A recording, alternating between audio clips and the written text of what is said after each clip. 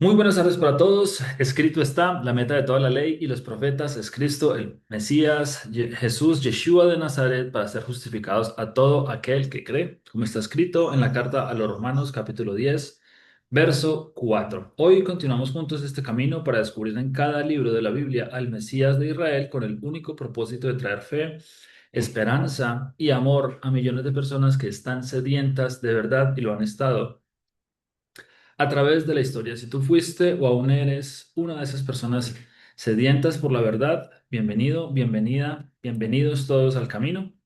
¿Cuál es el camino? La Biblia, 66 libros, alrededor de 40 autores escritos en un periodo de 1500 años aproximadamente, con un mensaje que trasciende todas las épocas, demostrando que su autor intelectual está por fuera de la dimensión del tiempo.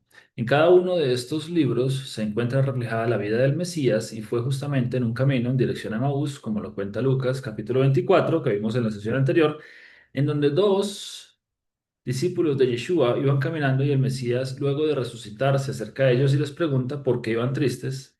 Y le contaron lo que había pasado 3 días atrás en Jerusalén en la Pascua. Y él les dice, qué faltos de comprensión son ustedes y qué lentos para creer todo lo que dijeron los profetas. Y dice el verso 27, en realidad son dos sesiones anteriores porque la anterior fue Juan. Lucas capítulo 24, verso 27 dice, luego se puso a explicarles todos los pasajes de las Escrituras que hablaban de él, comenzando por los libros de Moisés y siguiendo por todos los libros de los profetas. Lo que pasa es que todavía tengo muy fresco la sesión de Lucas, estuve escuchándolo hace unos días, entonces está todavía muy fresca. Hoy continuaremos con la sesión número 44 y en el índice de nuestras Biblias es el libro número 44, que se conoce como Hechos de los Apóstoles, libro 44 de 66. Como versículos introductorios a esta sesión del día de hoy, Hechos capítulo 1, verso del 1 al 2, que dice, en el primer tratado, oh Teófilo, ¿cuál fue el primer tratado? El primer tratado, precisamente el Evangelio de Lucas, por eso es que les digo que lo tengo todavía fresquito. En el primer tratado, oh Teófilo, que fue el Evangelio que escribió Lucas, porque se cree que el libro de los Hechos fue escrito principalmente por Lucas, hablé acerca de todas las cosas que Jesús comenzó a hacer y a enseñar, hasta el día en que fue recibido arriba, después de haber dado mandamientos por el Espíritu Santo a los apóstoles que había escogido. Entonces, esta es la introducción. Este es el segundo tratado, entonces, dirigido directamente a Teófilo por parte de Lucas. Algunos datos interesantes de este libro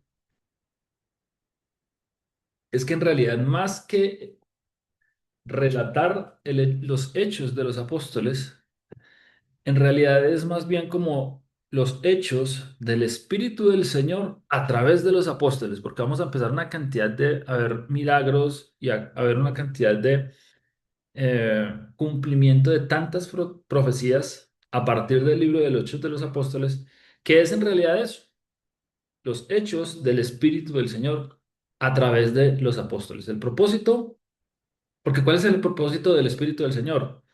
Como ya lo hemos visto en todas las sesiones, es dar vida y juntar a los huesos secos. ¿Cierto? Eso nos lleva directamente a Ezequiel capítulo 37. Este libro abarca un periodo de alrededor de 40 años, más o menos.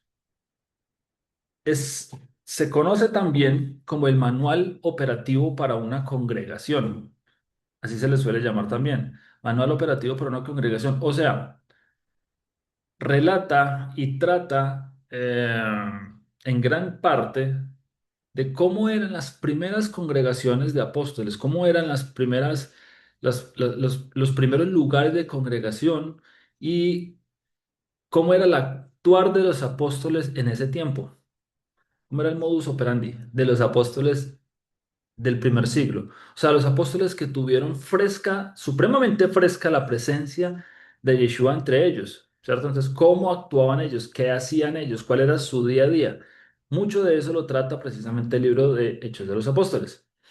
Y como les decía hoy, es el único libro que no tiene fin. Es un libro que está inconcluso. No es un libro que tenga despedida, no es un libro que tenga ya que se acabó la profecía, es un libro, no. Es un libro que no tiene un final. Simplemente la historia para y termina de un momento a otro. Y muchos han interpretado que el libro de los Hechos de los Apóstoles aún se sigue escribiendo. Y es muy bonito que haya quedado así tan abierto, porque si lo vemos de cierta manera y de acuerdo a la oración que hizo Yeshua por nosotros en el huerto, en donde oraba por los que creyesen en el nombre de Él, por medio de las palabras de los apóstoles de Él, o sea, en este caso nosotros, eso nos hace a nosotros también apóstoles de Yeshua, estudiantes, discípulos de Él, ¿cierto? Enviados. Entonces, en ese orden de ideas, nosotros todavía continuamos escribiendo con nuestras vidas el libro de los Hechos de los Apóstoles. Fue escrito para mostrar el inicio del cumplimiento de las palabras de los profetas acerca del derramamiento del Espíritu del Señor y la restauración de las 12 tribus de Israel. En las 4 sesiones anteriores, la sesión de Mateo, de Marcos, de Lucas y de Juan, que se conoce como los Evangelios, vimos la obra de Yeshua, pero lo vamos a resumir en una frase corta que puede ser que en los Evangelios, he aquí, Él muere. Narra la vida de Yeshua, ¿cierto? Pero se centra específicamente en el momento de su muerte como el momento más sublime en la historia de la humanidad que nos da redención y salvación a todos y cada uno de nosotros, ¿cierto? En los evangelios, he aquí él muere, en el libro de los Hechos, he aquí él vive, precisamente, en lo que vamos a ver, en las cartas apostólicas, que son las que vamos a continuar viendo a partir de la siguiente sesión, he aquí él edifica o instruye a su iglesia y al finalizar la sesión número 66 con el libro de la Revelación, o que también se conoce como Apocalipsis, he aquí, Él viene. Entonces, lo que comenzó en Jerusalén, incluso como él mismo lo dijo, lo que comenzó allí en Jerusalén, se extendió por toda Judea, Samaria y hoy hasta los confines de la tierra. Entonces espero que estén muy animados para comenzar precisamente esta sesión del día de hoy. Vamos a empezar viendo el nombre del libro, precisamente en griego, originalmente, como fue escrito, Praxeis Apostolón, que literalmente significa hechos o acciones de los apóstoles. En hebreo se le suele conocer como el Maasei HaShilchim. Maaseh ha-Shlihim. Shlihim significa apóstoles o enviados. Entonces, Maasei habla acerca de las obras. Maasei, obras de ha-Shlihim, de los enviados. ¿Quién lo escribió? Como les dije anteriormente, se cree, y hay demasiado consenso en que el escritor del libro fue Lucas, y que se escribió en un periodo alrededor del año 60 al año 69 después de Cristo, antes incluso de que fuera derribado el templo, el segundo templo, ¿cierto? En el año 70 después de Cristo. Entonces se cree que el libro cerró en esa época, que fue Lucas, el médico amado, el que siempre estuvo al lado de Pablo para poder escribir este tipo de historias que vamos a ver a continuación. Incluso recuerden que hubo un momento en el que se cree que es donde Lucas comienza a narrar casi que en primera persona los hechos ocurridos en el libro en el libro pues que él está escribiendo. Así que es bien interesante poderlo ver. ¿Dónde fue escrito el libro? Bueno, se cree que fue escrito en su mayoría en Roma, en Roma. Entonces, durante el cautiverio precisamente de Pablo en Roma, que ya vamos a ver al final del libro por qué estaba Pablo en Roma, se cree que es que fue escrita la mayoría o quizá la totalidad del libro de Hechos de los Apóstoles. Ahora sí, ¿cómo lo vamos a dividir? Lo vamos a ver en 3 secciones. Este es uno de los libros más extensos de lo que conocemos como el Nuevo Testamento. Tiene 28 capítulos. Del capítulo 1 y el capítulo 2 vamos a ver el levantamiento del tabernáculo caído de David. Del capítulo 3 al capítulo 12 vamos a ver los hechos de los apóstoles. Y del capítulo 13 al capítulo 28 vamos a ver los hechos del apóstol a los gentiles. Porque como les venía diciendo, a partir del capítulo 13 el libro se torna no solo en primera persona, sino que casi que prácticamente en su totalidad habla acerca de los hechos del apóstol Pablo, salvo ciertas excepciones dentro del capítulo 3 y 28, donde nombra también a algunos de los otros discípulos. Entonces, para que lo tengamos en cuenta y nos vayamos directamente a la sección número uno, capítulos uno al 2, levantamiento del tabernáculo caído de David. Comencemos por Hechos capítulo uno y vamos a leer del verso uno al verso 11, que dice así. En el primer tratado, Teófilo, hablé acerca de todas las cosas que Jesús comenzó a hacer y a enseñar hasta el día en que fue recibido arriba, después de haber dado mandamientos por el Espíritu Santo a los apóstoles que había escogido, a quienes también, después de haber padecido, se presentó vivo con muchas pruebas indubitables, apareciéndoseles durante 40 días y hablándoles acerca del reino de Dios. Y estando juntos, les mandó que no se fueran de Jerusalén, sino que esperasen la promesa del Padre, la cual les dijo, oísteis de mí, porque Juan ciertamente bautizó con agua, mas vosotros seréis bautizados con el Espíritu Santo dentro de no muchos días. Entonces los que se habían reunido le preguntaron diciendo, Señor, ¿restaurarás al reino de Israel en este tiempo? Esta era la esperanza de los discípulos. Esto era lo que los discípulos esperaban durante todo el tiempo. Incluso dice que por eso se escandalizaron o se decepcionaron cuando lo vieron muerto en la cruz, porque ellos decían, pues bueno, si Él es el Mesías, Él va a cumplir todo lo que está escrito de Él, inclusive la restauración de Israel, o sea, que Israel volviera a ser una sola nación liderada, gobernada por el descendiente de David, o sea, que hubiera solo una nación, un solo rey y las 12 tribus viviendo otra vez como en los tiempos de David. Entonces ellos pensaban en eso y decían, bueno, ¿restaurarás al reino de Israel en este tiempo? Esta es la esperanza de la que hablaron todos los profetas, esta es la esperanza que incluso el rey David tuvo ciertas visiones acerca de esta esperanza de la unificación final del reino. Y eso es lo que ellos estaban precisamente colocándole todo su interés y toda su esperanza de lo que no estaba sucediendo. Entonces ellos algo de pronto no estaban entendiendo ahí, por eso le preguntan, ¿restaurarás al reino de Israel en este tiempo?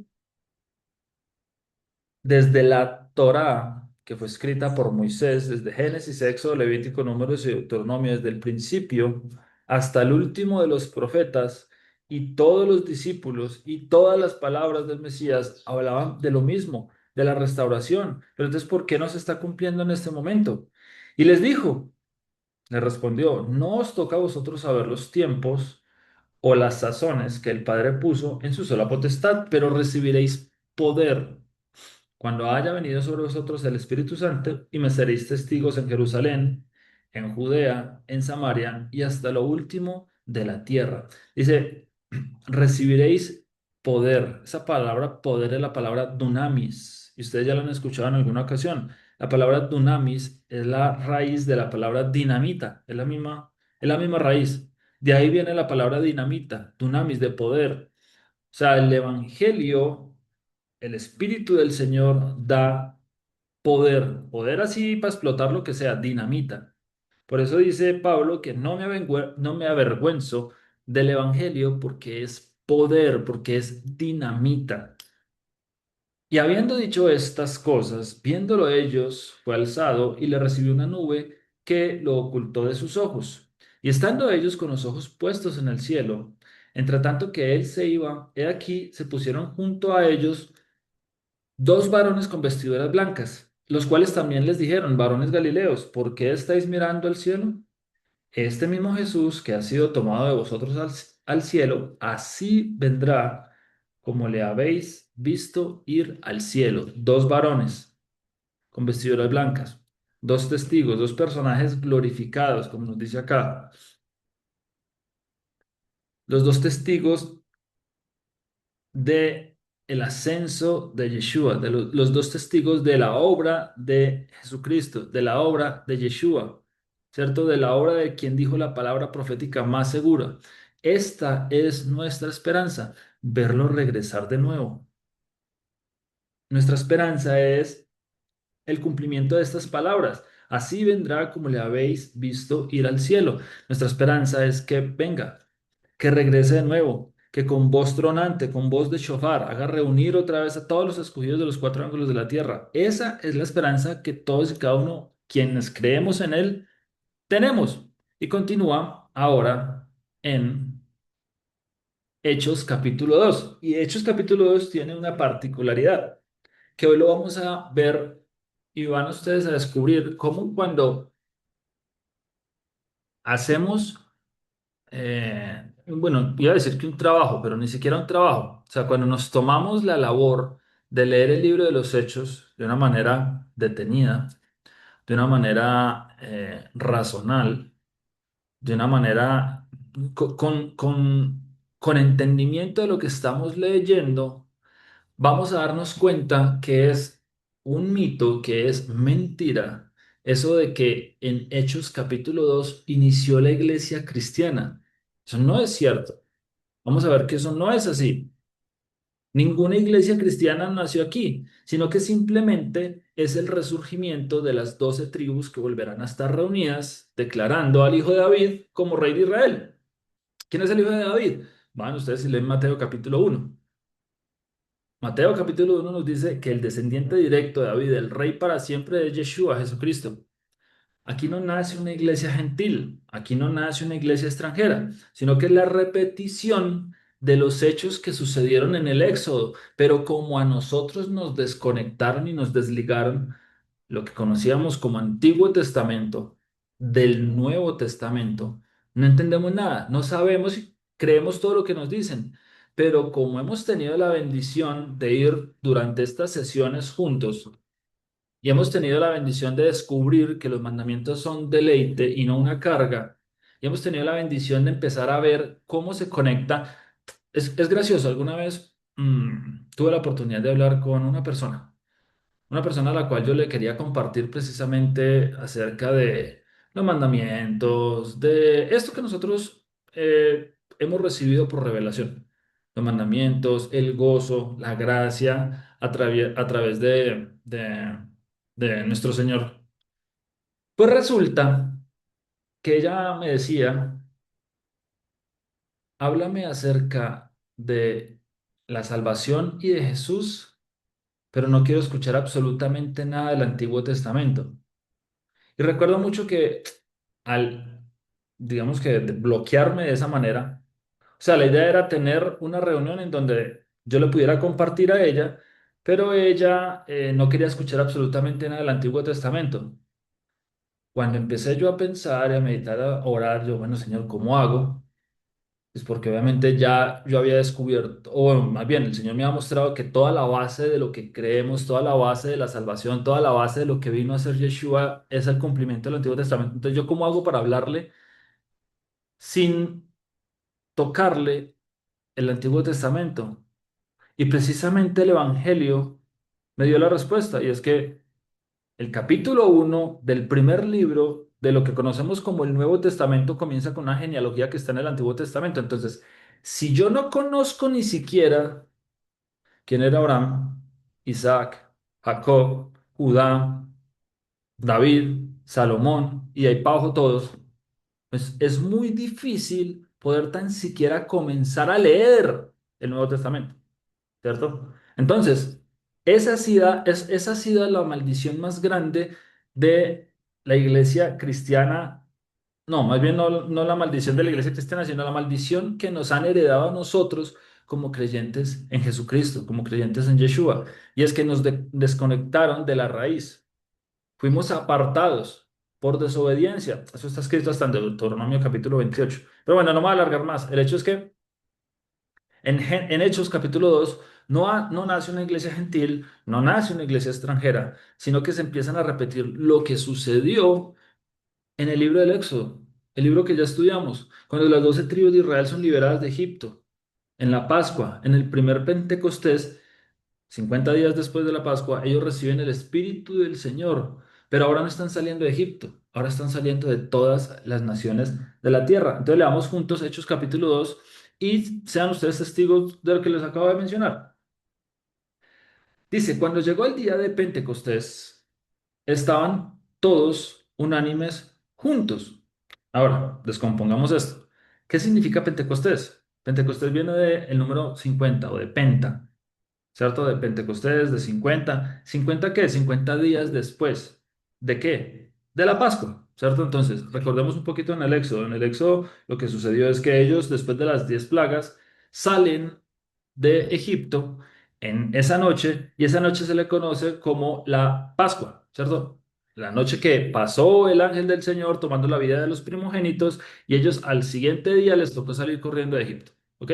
Entonces sucede precisamente que esta celebración de Pentecostés va a celebrar que a partir de la salida de Egipto, 50 días después, el pueblo llega al monte Oreb y empieza, o al monte Sinaí, y empiezan a recibir allí los mandamientos.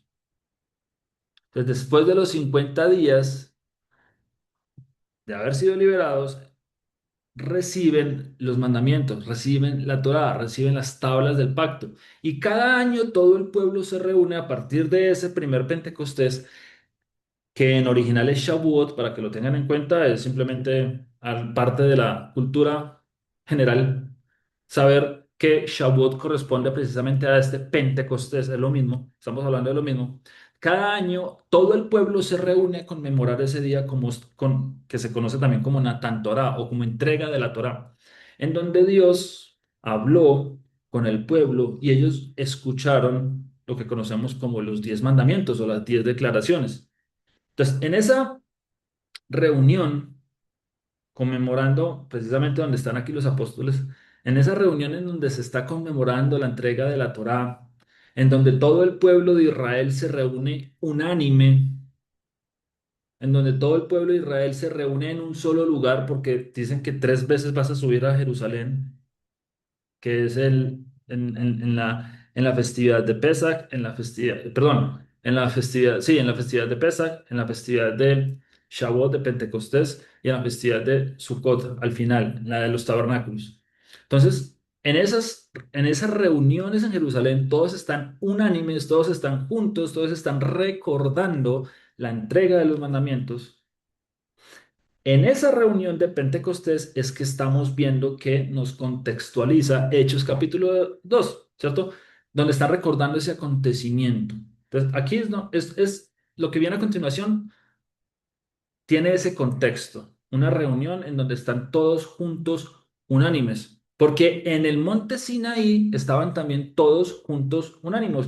Todo el pueblo dijo, todo lo que digas haremos, todo lo que el Señor diga vamos a hacer, aceptamos todos los términos y condiciones, aceptamos todos los mandamientos que el Señor nos dé. Entonces, cuando salieron de Egipto, a los 50 días, reciben los mandamientos y todo el pueblo estaba junto, unánime y a una sola voz dijeron, haremos todo lo que oiremos.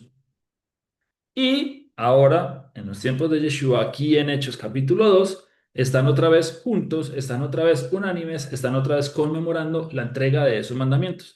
Este es el contexto de Hechos capítulo 2.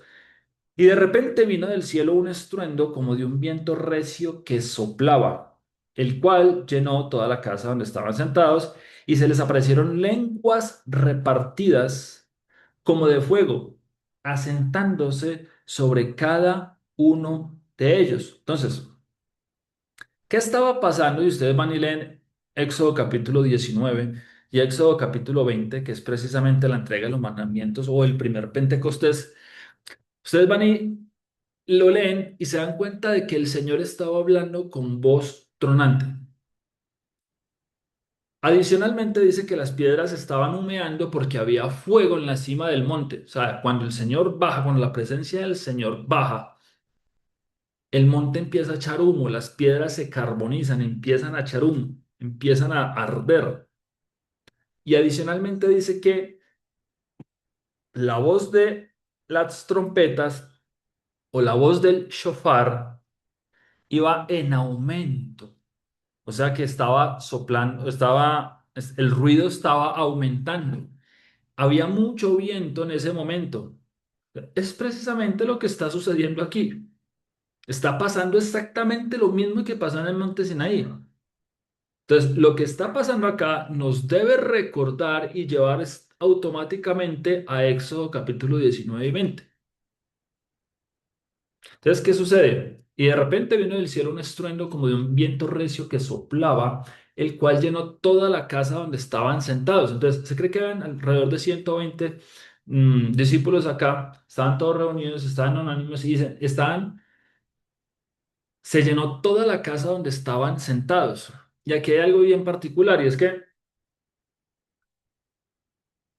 nos suelen mostrar, y ya la religiosidad lo que hizo fue desconectar a los discípulos de un judío del mismo judaísmo de la época, ¿cierto? ¿A qué hago referencia? Y es que para hacer una raya, hacer una línea y dividir, para poder separar y decir y argumentar de que se creó una nueva religión, incluso la misma religión nos muestra este lugar, esta casa donde estaban ellos reunidos, 120 personas, se les suele conocer como el aposento alto.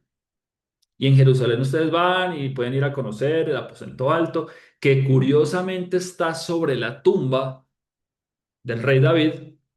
Pero siendo muy honesto, imaginar en ese espacio a 120 personas hubieran quedado demasiado estrechas. Y ahora 120 personas sentadas quedarían más estrechas todavía, ¿cierto? Entonces no tiene sentido imaginarlos sentados en una casa, en un espacio chiquitico, que imaginarlos sentados en el Templo de Jerusalén, precisamente celebrando la festividad. Tiene más sentido verlos en el Templo de Jerusalén que en un espacio, en un recinto cerrado y chiquitico. Y no solo eso, sino que lo que a continuación va a relatar también el escritor, ya vamos a darnos cuenta de qué es. Dato no menor, también se le conoce el templo de Jerusalén como la casa.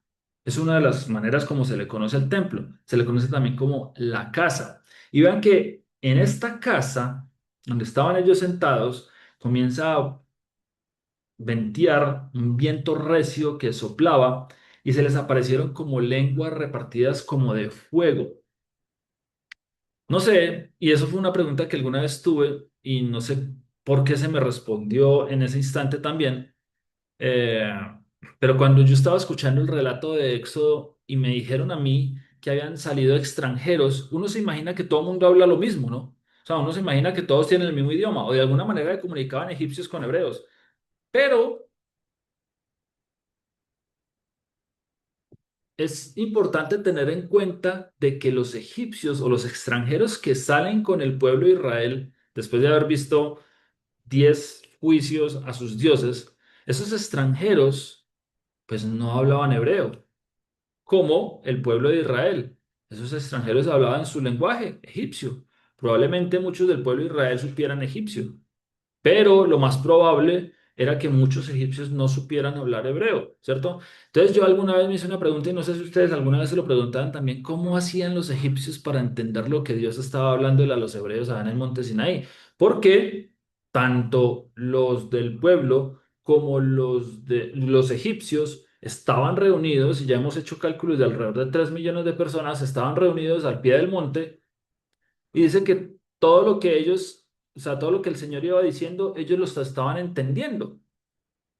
Resulta que hay una explicación dentro de la tradición judía que es bastante particular.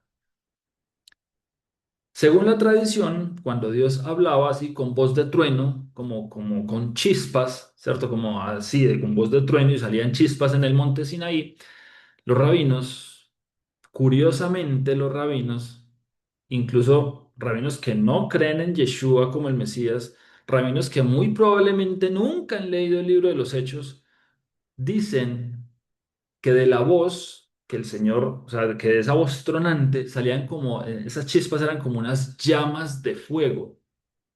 Y esas llamas se posaban sobre los extranjeros, o sea, una llama de fuego ahí sobre los egipcios y que esa llama de fuego le hacía como una traducción simultánea. Entonces, es bien particular escuchar esas explicaciones del judaísmo, ¿cierto? De la tradición judía, cuando no creen ni siquiera en Yeshua. Y aquí en el libro de los Hechos estamos viendo prácticamente lo mismo. Unas lenguas como de fuego asentándose sobre cada uno de ellos. Es literalmente lo que está pasando aquí y literalmente lo que va a pasar a continuación, porque dice, y fueron todos llenos del Espíritu Santo y comenzaron a hablar en otras lenguas, según el Espíritu les daba que hablasen. Si alguien alguna vez había leído este versículo, muy probablemente le habían hecho entender que esas lenguas era lo que a veces se escucha en algunas congregaciones protestantes del cosas sin sentido, ¿cierto? Probablemente. Pero resulta que esta palabra lenguas no habla de sonidos raros. Esta palabra lenguas en realidad es la palabra idiomas. Se puede traducir como idiomas. Entonces, ahora, si lo traemos al contexto y la línea que estamos trayendo acá, si estos rabinos del judaísmo comentan de que habían unas llamitas de fuego sobre las personas y le hacían traducción simultánea, ahora en este caso ya no era Dios haciendo traducción simultánea, sino que era Dios a manera de esta llamita sobre cada uno de ellos, haciendo que ellos hablaran varios idiomas. Eran todos ellos, los apóstoles que estaban ahí reunidos, hablando los idiomas de las personas que estaban reunidas ahí. Incluso, vean la confirmación de esto. Moraban entonces en Jerusalén judíos, varones piadosos de todas las naciones bajo el cielo. Entonces, a esto hay que prestarle mucha atención, porque nos dice que habían judíos y habían varios varones piadosos. ¿Qué es un varón piadoso de acuerdo a lo que hemos estudiado en la Biblia y de acuerdo a lo que hemos estado leyendo y en estas sesiones y hemos entendido? Un varón piadoso es un varón observante de los mandamientos que están en la Torá. Es un varón observante de los mandamientos que están en Génesis, Éxodo, Levítico, Números, Deuteronomio, ¿cierto? Son observantes de esos mandamientos, o sea, son gentiles, nacen como gentiles, pero hicieron conversión al judaísmo de la época. O sea, literalmente solo habían judíos ahí. O habían judíos naturales, porque aquí lo dicen, habían en Jerusalén judíos, o habían judíos conversos, o sea, extranjeros que se convirtieron al judaísmo. Entonces solo habían judíos ahí, no habían gentiles, porque los que habían ya estaban conversos al judaísmo. Entonces, y la pregunta es incluso, si hubieran extranjeros, si hubieran gentiles, ¿qué estarían haciendo en Jerusalén? Si en Jerusalén solamente estaban los que tenían que ir 3 veces al año. En Jerusalén, un gentil no tiene por qué cumplir estos mandamientos. Los que tenían que cumplir el mandamiento y tenían que subir a Jerusalén eran los judíos y los conversos del judaísmo, no más. Entonces habían ido a Jerusalén, precisamente como está escrito en la Torá. Pascua, en la Pascua tenían que ir en Pentecostés y tenían que ir en la fiesta de las enramadas o en la fiesta de las cabañas en otoño. Esas son las 3 veces que todo judío tiene que ir. Y todo el pueblo de Israel tiene que ir, solo que pues, hablamos de judíos porque en esta época solo estaban los judíos. Lo que demuestra que solo había, en este caso, judíos en esta época, en este momento en Jerusalén. Un gentil no tendría nada que estar haciendo allá.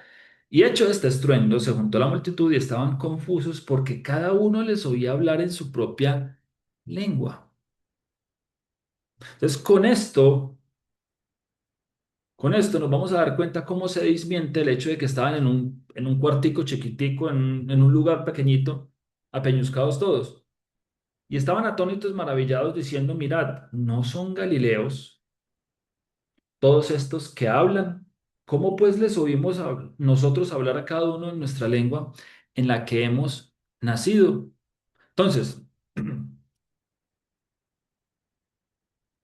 aquí nos está diciendo, estaban atónitos, perdón, y de hecho este estruendo se juntó a la multitud y estaban confusos porque cada uno les oía hablar su propia lengua. Entonces se juntó una multitud, entonces no solamente estaban 120 personas, sino que más adelante ya vamos a ver que habían como 3.000, más o menos habían 3.000 personas. 3.000 personas nunca hubieran entrado en el aposento alto. Si a duras penas cabían los 120 sentados, mucho menos van a entrar 3.000. Entonces, es una triste tradición, lastimosamente católico-romana, que desconectó a los apóstoles con su verdadera raíz. De hecho, el aposento alto, para que le suene aún más irónico, el actual aposento alto es del tiempo del siglo XII, o sea, 1200 años después de esto. No queda absolutamente ni siquiera nada de lo que fue aparentemente o presuntamente el aposento original. Todo es del tiempo de los cruzados, o sea, imaginen, 1200 años después. Ahora, otra cosa que vemos acá, todos eran galileos, no era gente preparada. Los galileos se solían reconocer se solía decir que los galileos eran personas del vulgo, o sea, personas que se dedicaban a oficios de la tierra, a oficios de pesca, se dedicaban a oficios, digamos que de bajo nivel, por decirlo de alguna manera, ¿cierto? Entonces, ¿cómo era posible que estuvieran hablando muchos idiomas? Partos, medos, elamitas y los que habitamos en Mesopotamia, en Judea, en Capadocia, en el Ponto y en Asia, en Frigia y en Panfilia, en Egipto y en las regiones de África más allá de Cirene, y romanos aquí residentes, tanto judíos como prosélitos, cretenses y árabes, les oímos hablar en nuestras lenguas las maravillas de Dios. Entonces aquí dice, tanto judíos como prosélitos.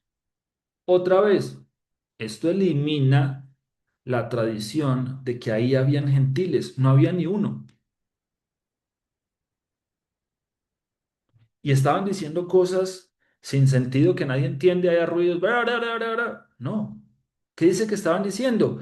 Las maravillas de Dios. ¿Qué son las maravillas de Dios? Salmo 119 verso 18. Abre mis ojos y miraré las maravillas de tu ley. ¿Ven? Entonces, ¿qué estaban diciendo? Si nosotros hubiéramos pasado por allá, estuvieran hablando. Bueno, en el caso de Cariel, argentino, en el caso de nosotros colombianos, estarían hablando español. Y escucharíamos, ¿qué estaríamos escuchando?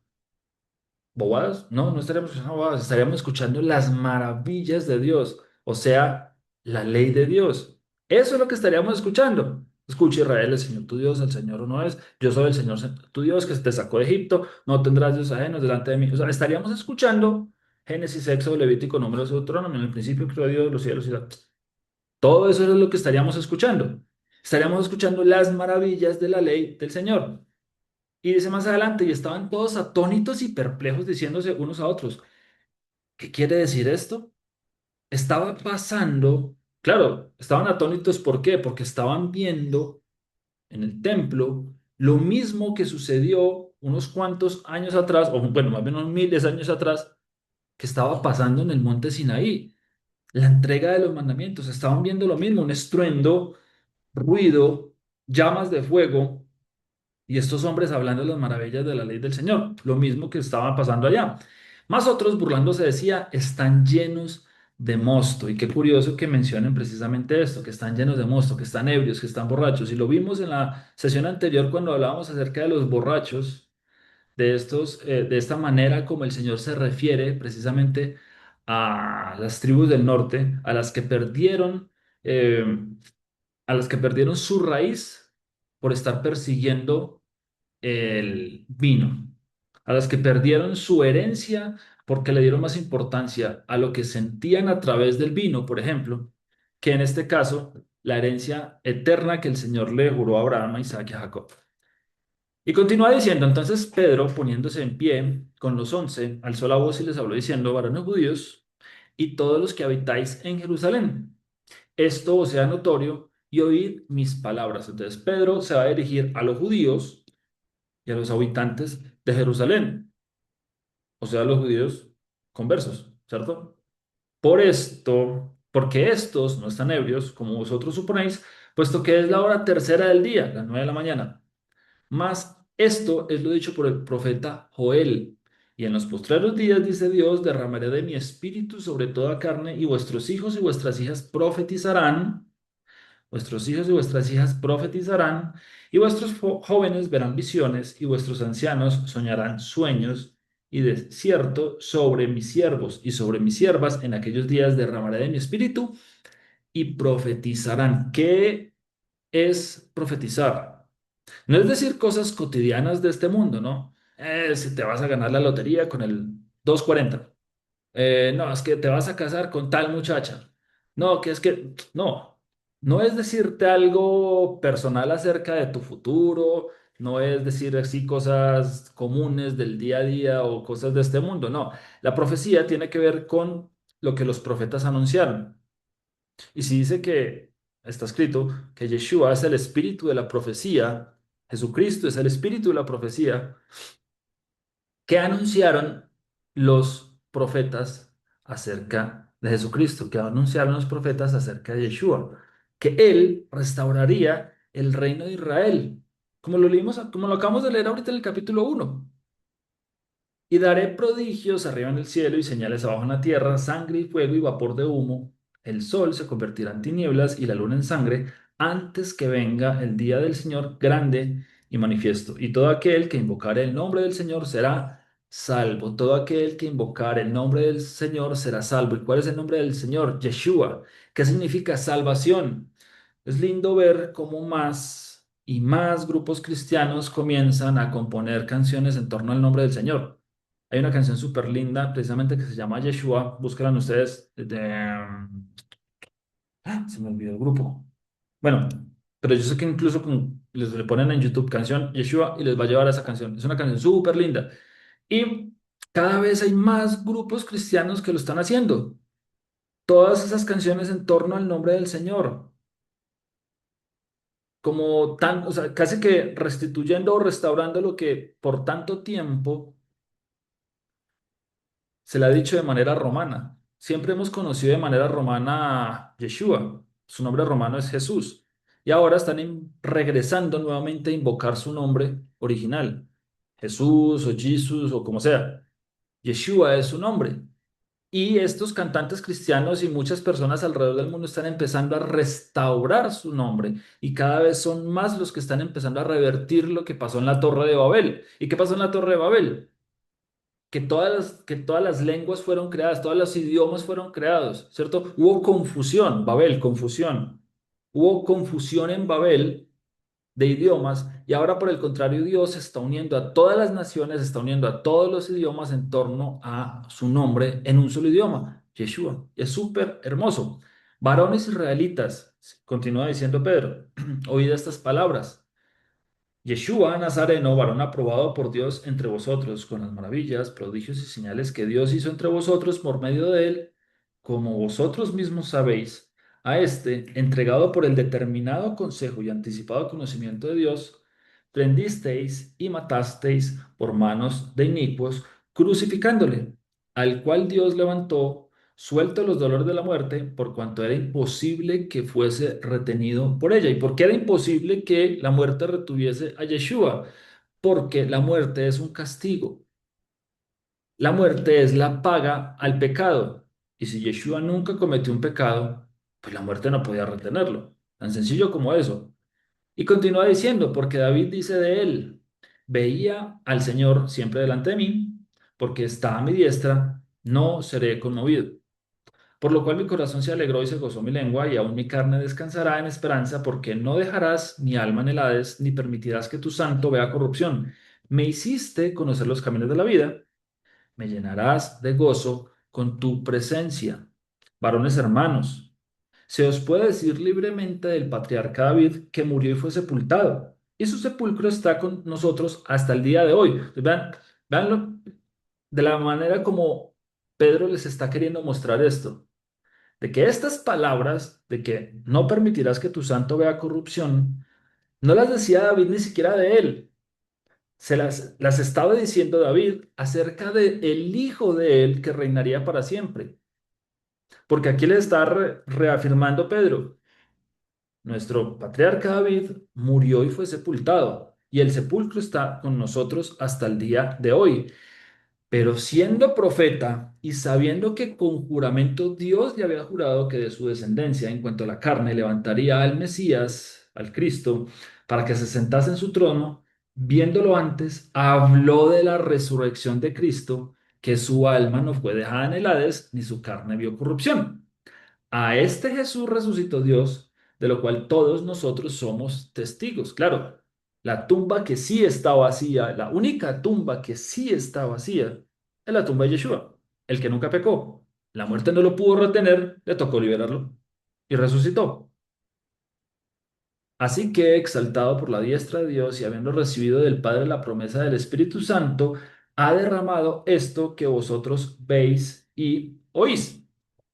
Porque David no subió a los cielos, pero él mismo dice, dijo el Señor a mi Señor, siéntate a mi diestra hasta que ponga a tus enemigos por estrado de tus pies.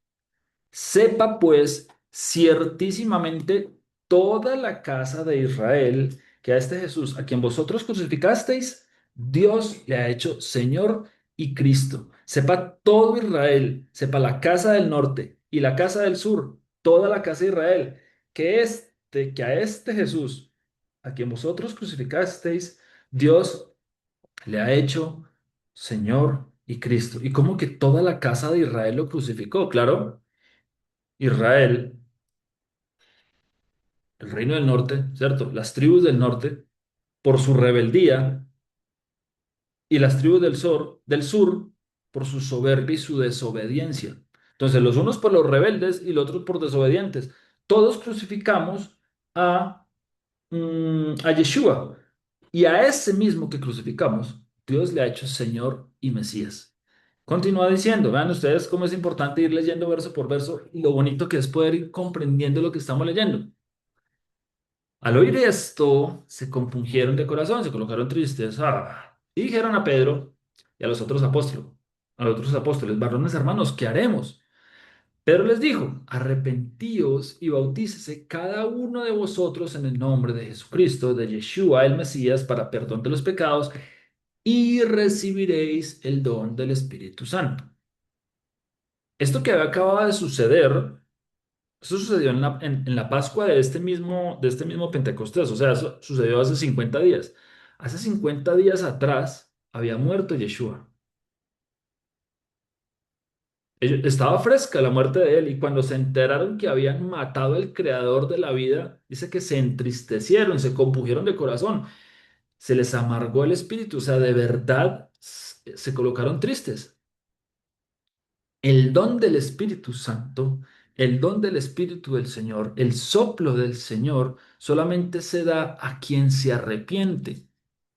O sea, viene primero el don del arrepentimiento y luego viene el don del Espíritu Santo.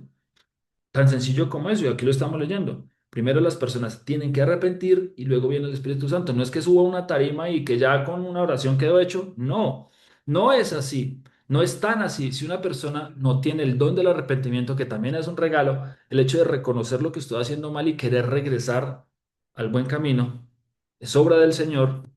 Después de ese regalo viene el siguiente regalo, que es el regalo del Espíritu del Señor, el soplo del Señor. ¿Qué es lo que hace el soplo del Señor? Lo sabemos de memoria. AGP nos hace andar en sus estatutos, guardar sus mandamientos y ponerlos por obra, ¿cierto? Porque para vosotros es la promesa y para vuestros hijos y para todos los que están lejos, para cuantos el Señor nuestro Dios llamare. El Señor nuestro Dios llamare. Y, bueno, antecitos, porque para vosotros es la promesa y para vuestros hijos y para todos los que están lejos, para cuantos el Señor, nuestro Dios, llamare, no solo lejos geográficamente, porque pues, nosotros en este momento estamos lejos, súper lejos geográficamente de lo que estaba anunciando aquí Pedro, sino también en tiempo. También estamos a 2000 años después.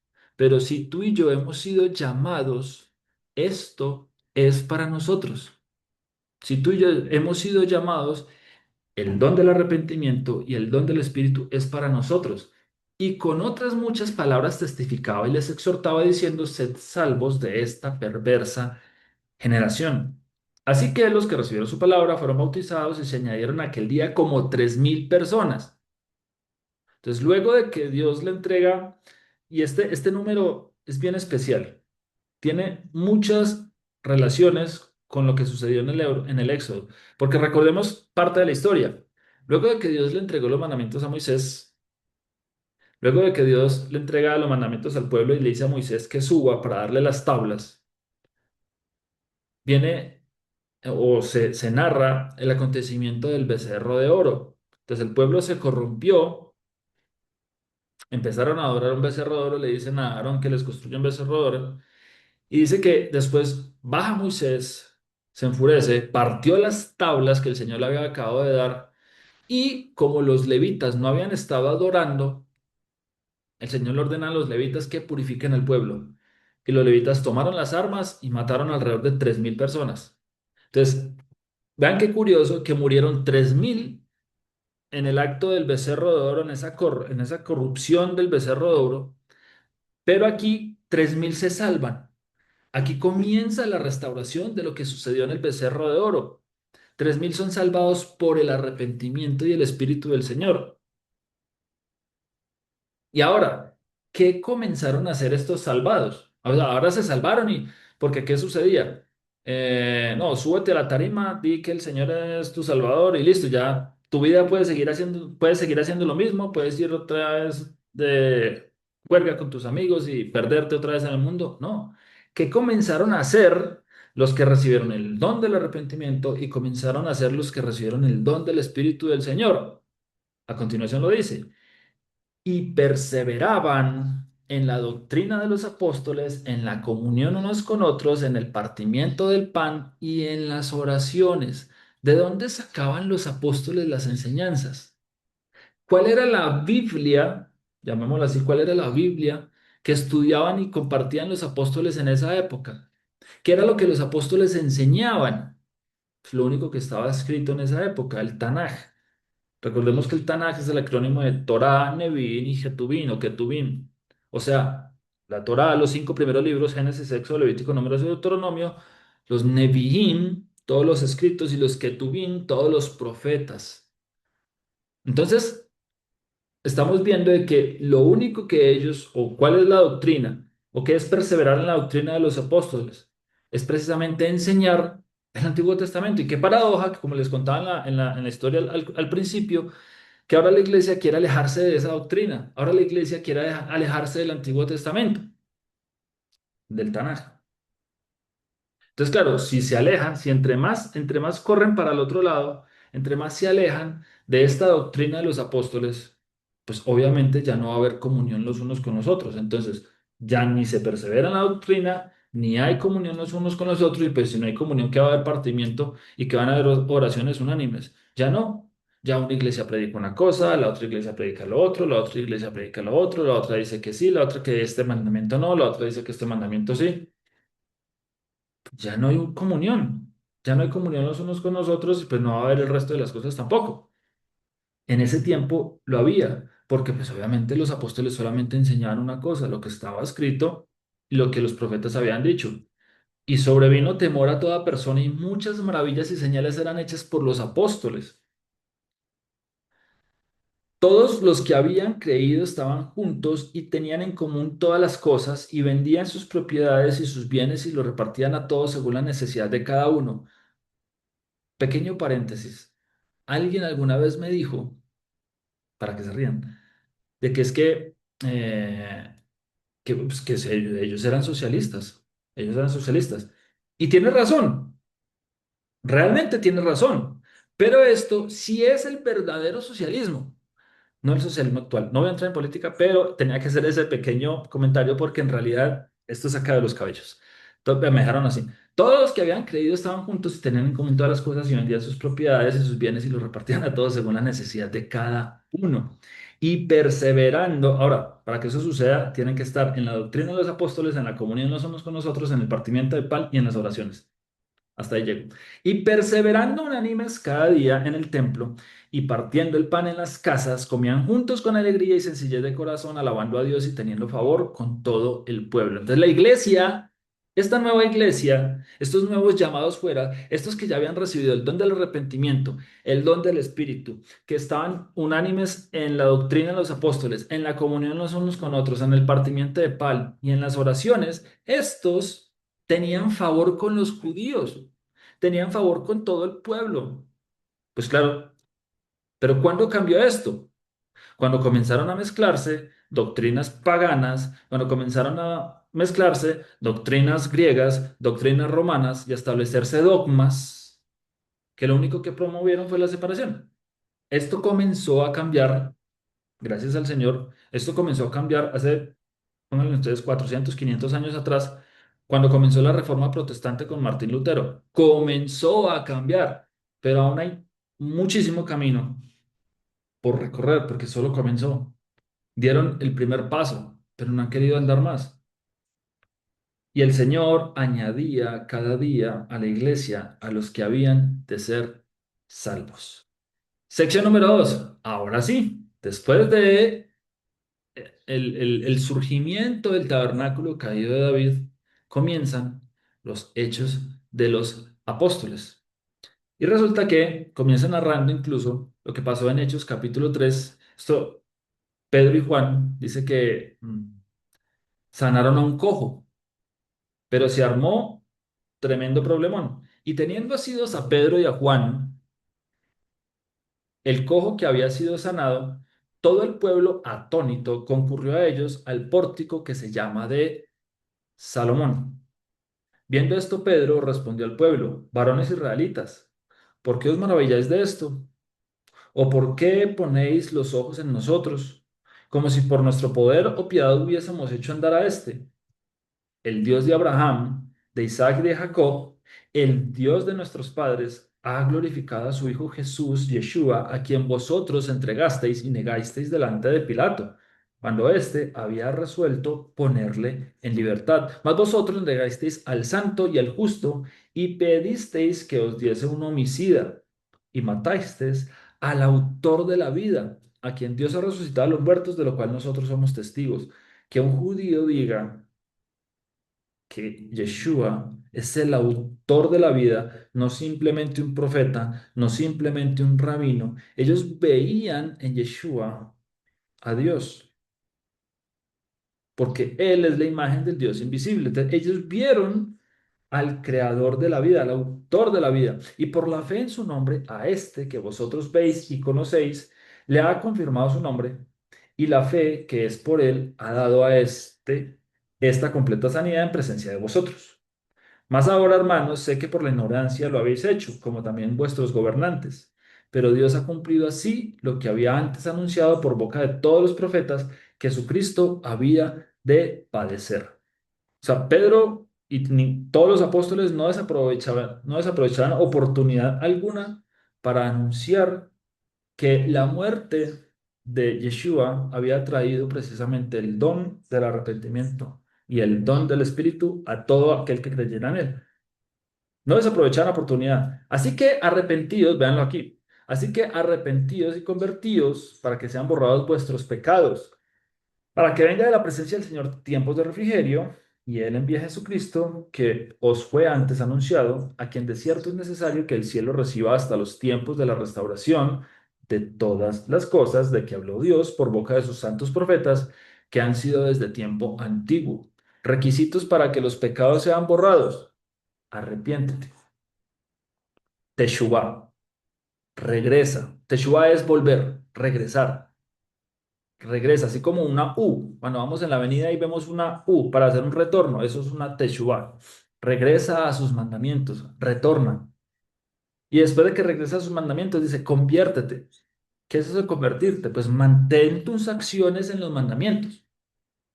Cada vez, vean ustedes qué bonito esto que dice acá, porque cada vez que alguien hace esto, cada vez que alguien se arrepiente y se convierte, estamos apresurando el retorno del Señor.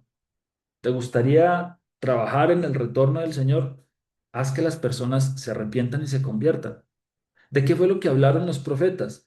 Pues de la restauración del reino dividido de Israel. Esa era la mayor esperanza con la que todos los profetas murieron, la restauración del reino dividido de David, de Israel. Porque Moisés dijo a los padres: el Señor vuestro Dios os levantará profeta de entre vuestros hermanos, como a mí. A él oiréis en todas las cosas que os hablé. Y toda alma que no oiga a aquel profeta será desarraigada del pueblo. Y a todos los profetas desde Samuel en adelante, cuantos han hablado, también han anunciado estos días. Vosotros sois los hijos de los profetas y del pacto que Dios hizo con nuestros padres, diciendo a Abraham: en tu simiente serán benditas todas las familias de la tierra. Y se lo digo a ustedes, en la simiente de ustedes serán benditas todas las familias de la tierra. Ustedes son hijos de Abraham. A vosotros, primeramente, Dios, habiendo levantado a su hijo, lo envió para que os bendijese, a fin de que cada uno se convierta de su maldad. En Romanos 6:22 dice algo supremamente hermoso. Mas ahora que has sido libertados del pecado, o sea, de la maldad, y hechos siervos de Dios, tenéis por vuestro fruto la santificación. Claro, hemos sido santificados, hemos sido apartados, ahora que ya nos alejamos del mal, ahora ya que nuestro pecado ha sido quitado, ahora vivimos en santificación, vivimos apartados. Dice, vuestro fruto, la santificación, y como fin, la vida eterna. Bueno, luego de esto, ahí es donde les digo que viene el quilombo grande porque encierran a Pedro, encierran a Juan por haber sanado un cojo, y viene más adelante en Hechos capítulo 5 verso del 25 al 39 que dice, pero bien, viniendo uno, les dio esta noticia, he aquí los varones que pusisteis en la cárcel, están en el templo y enseñan al pueblo. De manera sobrenatural salieron de la cárcel. Los acaban de encerrar por predicar en el nombre de Jesús, por predicar en el nombre de Yeshua, ¿cierto? Por hablar en su nombre y por predicar arrepentimiento y conversión. Y ahora de manera sobrenatural salieron de la cárcel. ¿Y para qué salieron de la cárcel? Se fueron otra vez para el templo a seguir predicando la salvación. No desaprovecha el momento. Entonces fue el jefe de la guardia con los alguaciles y los trajo sin violencia porque temían ser apedreados por el pueblo. Cuando los trajeron, los presentaron en el concilio y el sumo sacerdote les preguntó diciendo, no os mandamos estrictamente que no enseñaseis en ese nombre. Y ahora habéis llenado a Jerusalén de vuestra doctrina y queréis echar sobre nosotros la sangre de ese hombre. Respondiendo, Pedro y los apóstoles dijeron, es necesario obedecer a Dios antes que a los hombres. El Dios de nuestros padres levantó a Jesús, a quien vosotros matasteis colgándole en un madero. A este Dios ha exaltado con su diestra por príncipe y salvador para dar a Israel arrepentimiento y perdón de pecados. Para esto fue el Mesías colgado en un madero, no para tu prosperidad, no para que te vaya bien, no para la división de las religiones, no para que hayan 40.000 denominaciones, como dice nuestro hermano Cari. No, para arrepentimiento y perdón de nuestros pecados. La idea de los sacrificios, recordemos eso, cuando pasamos incluso por el libro de Levítico, por el libro de Números y por el libro de Éxodo, que hay sacrificios. ¿Cuál era el objetivo de un sacrificio? ¿Cuál era el objetivo de presentar, por ejemplo, un corbán? ¿Cuál era el objetivo de presentar un animal por un pecado? Pues que al ver al animal inocente que no tenía absolutamente nada que ver con el pecado que habíamos cometido, y cuando lo viéramos ahí sangrando y muriendo por lo que nosotros hicimos, pues ese sentimiento de tristeza al ver ese animalito ahí que no tiene nada que ver, pues llevar al pueblo o llevar a la persona que estaba presentando el sacrificio, pues a cambiar su camino, al arrepentimiento, literal, a regresar, a volver, a la conversión, que les diera tristeza y cambiara su actuar. Así lo hizo el Señor.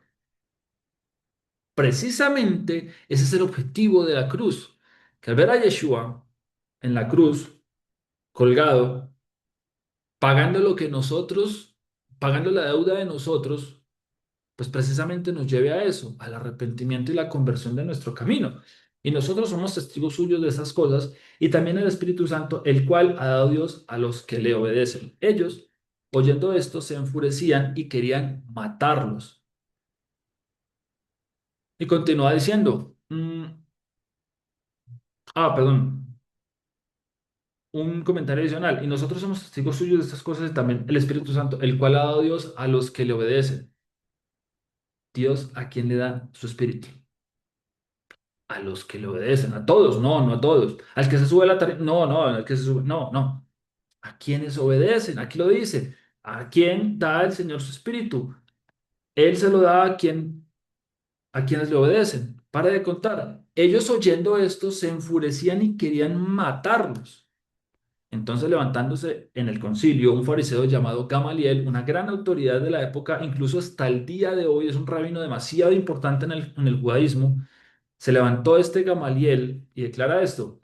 Un doctor de la ley venerado en todo el pueblo mandó que se sacasen afuera por un momento los apóstoles y luego dijo, varones israelitas, mirad por vosotros lo que vais a hacer respecto a estos hombres.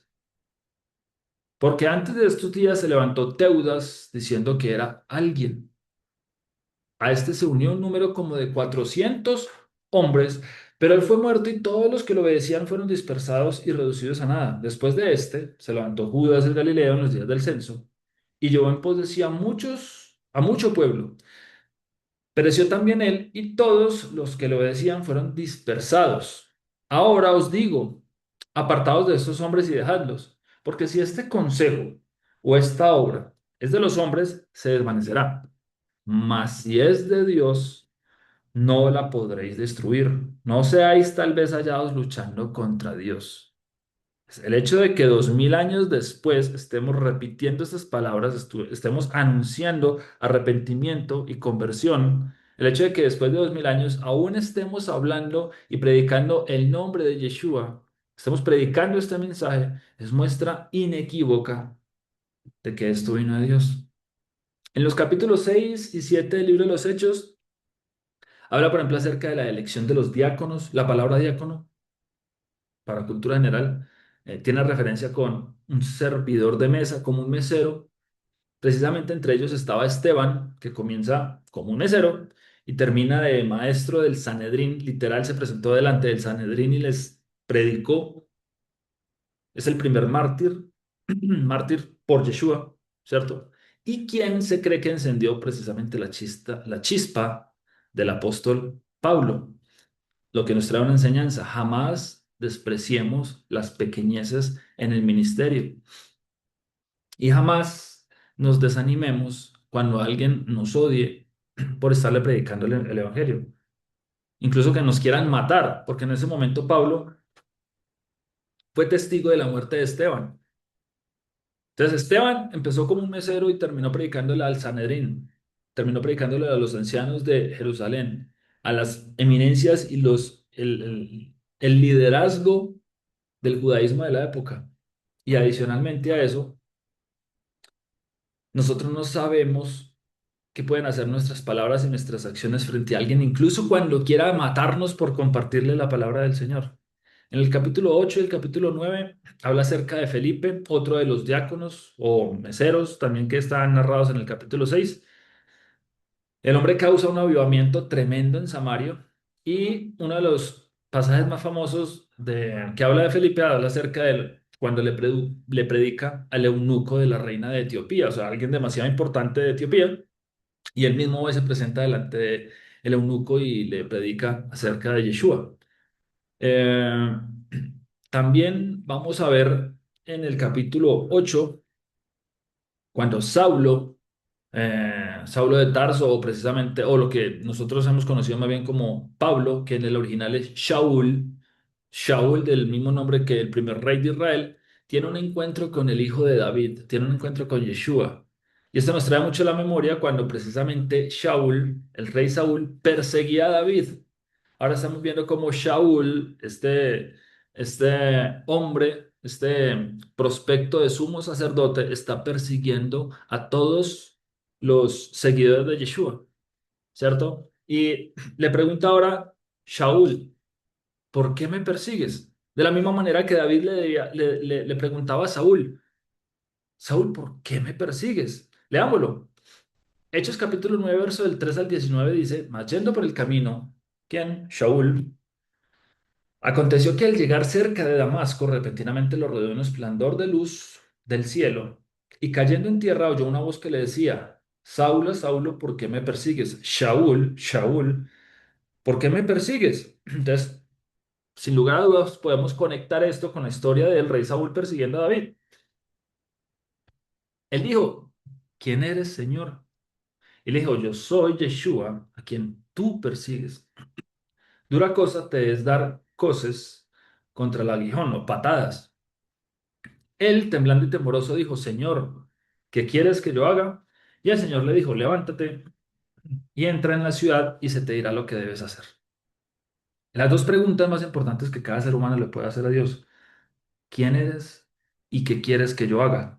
Y los hombres que iban con Saulo se pararon atónitos oyendo la verdad, la voz, mas sin ver a nadie. Entonces Saulo se levantó de tierra y abriendo los ojos no veía a nadie. Así que llevándole por la mano, le metieron en Damasco, donde estuvo 3 días sin ver y no comió ni bebió. Había entonces en Damasco un discípulo llamado Ananías. Esta historia es bien bonita, es bien chistosa. A quien el Señor dijo en visión, Ananías. Y él respondió, heme aquí, Señor.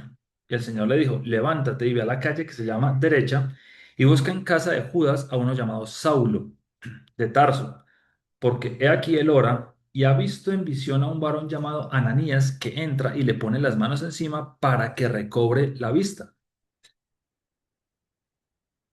Entonces Ananías respondió, como si Dios no lo supiera todo, Señor, he oído de muchos acerca de este hombre.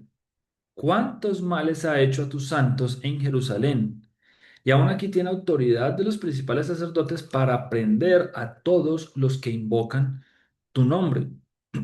O sea, básicamente Ananías le está diciendo, Señor, me estás mandando a morir, me estás mandando a que me lleven para la cárcel. El Señor le dijo, ve, porque instrumento escogido me es este para llevar mi nombre en presencia de los gentiles y de reyes y de los hijos de Israel, porque yo le mostraré cuánto le es necesario padecer por mi nombre. Gentiles y reyes, esto se conecta de una vez con la profecía que el Señor le da a Abraham y a Sara. Ellos serían padres de reyes y de naciones, que es precisamente este mismo término de gentiles, naciones, de reyes y naciones, de reyes y gentiles. Y es bien particular porque esta letra I de los hijos de Israel se puede traducir también como ambos. O sea que quedaría, ve porque instrumento escogido me es este para llevar mi nombre en presencia de los gentiles y de reyes, o de las naciones y de reyes, ambos de los hijos de Israel. Todos son herederos de Abraham, de Isaac y de Jacob, porque a partir de esta época ya se estaba cumpliendo la profecía, ya se estaba cumpliendo la promesa que el Señor le hace a Abraham de que su descendencia sería incontable como las estrellas. Era tan incontable como las estrellas que ya no se sabían ni siquiera dónde habían ido y estaban siendo benditas todas las familias de la tierra a causa de la descendencia de Abraham, Isaac y Jacob. O sea, la promesa se estaba cumpliendo. Y ahora Pablo lo entendería. Fue entonces Ananías y entró en la casa y poniendo sobre él las manos, dijo, hermano Saulo, el Señor Yeshua, que se te apareció en el camino por donde venías, me ha enviado para que recibas la vista y seas lleno del Espíritu Santo. Y al momento le cayeron de los ojos como escamas y recibió al instante la vista y levantándose fue bautizado. Y habiendo tomado alimento, recobró fuerzas y estuvo Saulo por algunos días con los discípulos que estaban en Damasco. Entonces, a partir de aquí, el libro de los Hechos se convierte en el libro de los Hechos de Pablo, con algunos paréntesis. Como por ejemplo, en Hechos capítulo 10 vamos a ver cómo nos narra la historia de que Pedro estaba en la azotea de un edificio, en la azotea de una casa, y dice que empezó a ver bajar de los cielos un lienzo. Así está en la traducción. En Reina Valera 1960 dice que viene bajando un lienzo atado de las cuatro puntas. Un lienzo bajado del cielo que está sostenido pues por estas cuatro puntas. Lo que nos hace pensar automáticamente a quienes ya hemos estudiado un poco acerca del contexto hebreo de las escrituras, nos hace pensar automáticamente en el mandamiento de atarle borlas o nuditos a los bordes del vestido. O sea, lo que estaba viendo Pedro, que lo tradujeron de esta manera como un lienzo, en realidad es un manto de oración que está siendo bajado, amarrado por los tzitzit o amarrado por sus cuatro puntas en donde están los nuditos que cuelgan, que nos recuerdan los mandamientos. Entonces, ve bajar este talit, ve bajar este manto de oración con los animales impuros.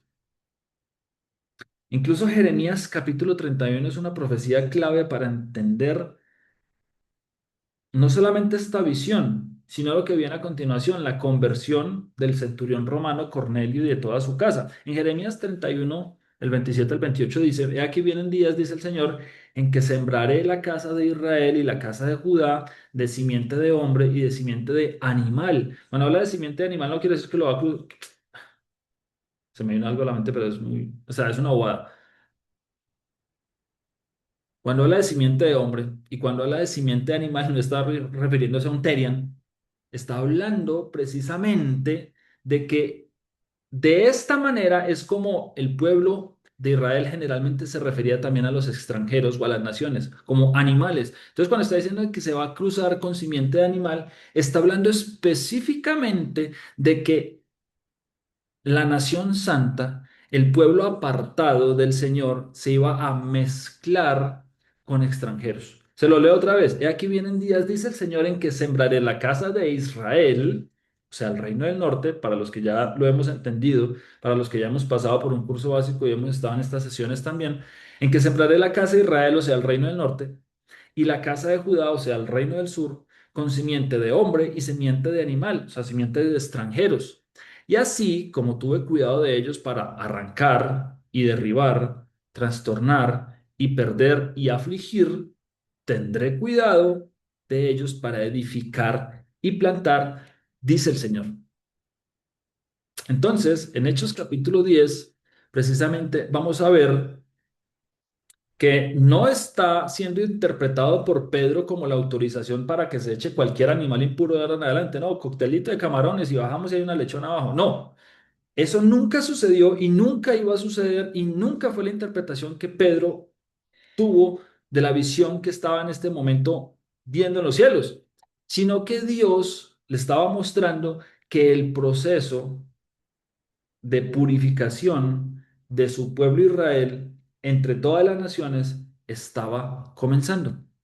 Que a partir del momento en que precisamente las naciones escucharan el nombre de Yeshua, las ovejas que estaban perdidas y mezcladas entre todas las naciones iban a escuchar ese nombre, iban a parar sus orejitas, iban a volver precisamente a los mandamientos del pastor. Muestra de esto, precisamente Hechos capítulo 10 verso 15 que dice, volvió la voz a él la segunda vez, lo que Dios limpió, no lo llames tú común. ¿Y qué fue lo que Dios limpió? ¿Qué es lo que Dios está purificando? ¿Qué fue lo que Dios limpió? Hechos capítulo 10 28 y les dijo, vosotros sabéis, ya en la casa, ya Pedro en la casa de los romanos, les dice, vosotros sabéis cuán abominable es para un varón judío, o sea, para él, juntarse con la chusma, no, juntarse o acercarse a un extranjero. Pero a mí me ha mostrado Dios que a ningún hombre llame común inmundo. O sea, Pedro entendió la visión y la visión que él entendió fue que no llame común inmundo a ningún extranjero porque el Señor mismo había permitido esas mezclas para poder llevar la simiente de Abraham a todas las naciones de la tierra. Y le estaba mostrando que a partir de ahí él había empezado a purificar a su pueblo Israel entre todas las naciones. No volvamos a usar este versículo, no volvamos a utilizar este capítulo para decir que se puede comer de todo. Para echarle la bendición a una lechona y va para adentro. No, porque en ningún momento Pedro entendió, ni siquiera Pedro, que fue el que tuvo la visión, entendió eso. En ningún momento. Él mismo lo explica. Ah, ya entiendo que el Señor me está diciendo es que no llame inmundo o común a los extranjeros, porque incluso ellos son precisamente estas ovejas perdidas de la casa de Israel por las cuales Yeshua murió. En el capítulo 11 y capítulo 12 habla acerca de la iglesia de Antioquía de Siria, donde se comienza a utilizar el término de cristianos. También habla acerca de Jacobo, el hermano de Juan. ¿Se acuerdan que Yeshua los llama los hijos del trueno? Es el primer apóstol que matan. Pedro es encarcelado y es liberado milagrosamente. Y la pregunta es, bueno, pero ¿por qué Jacobo muere y por qué Pedro es liberado? La respuesta es porque Jacobo concluyó su testimonio. Recordemos que en Apocalipsis capítulo 11 habla de dos testigos y que esos testigos literalmente son inmortales hasta que terminan su testimonio. Y en el momento en el que terminan su testimonio, mueren. Pero hasta que no terminen su testimonio, Satanás no puede hacer absolutamente nada. Absolutamente nada. Hasta que no termine nuestro testimonio en la tierra, nosotros somos inmortales, literalmente inmortales. Solo el Señor conoce cuál es el fin de nuestro testimonio y hasta ahí llegó. Sección número 3, capítulos 13 y 28, Hechos del apóstol a los gentiles. Entonces, ya que el libro se enfoca principalmente, como les decía en un principio, en el apóstol Pablo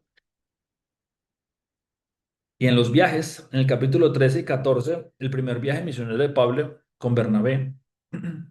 Pablo es apedreado en Listra. No se imaginen que son un viaje de placer, ¿no? Que se van de vacaciones y, ay, qué lindo a conocer Capadocia y ya, y a tomarme fotos en Santorini. No, a Pablo lo apedrearon en Listra.